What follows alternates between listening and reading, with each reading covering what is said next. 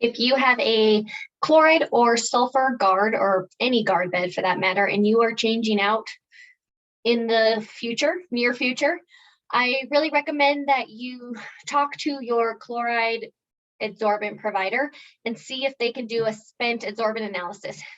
You take a sample, top, middle, bottom is usually what we recommend. Send these samples once you unload to your guard bed vendor and have them check for weight percent pickup. This will give you kind of an idea how spent your material is. Is it super spent at the top? You weren't ready to maybe change out at the bottom. Are you fully spent throughout?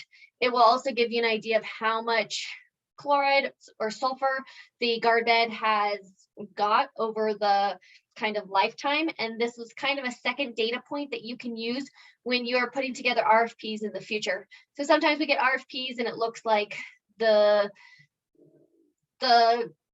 inlet streams are way higher than we think that they should be for how long the guard bed has lasted in the past.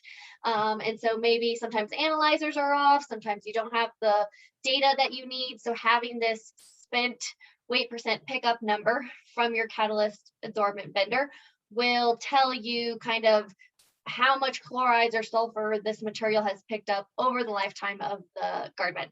So this is a recommendation I have for if you are in the near future going to change out your sulfur or chloride guard bed as a data point to help you in future RFPs. Have a great day.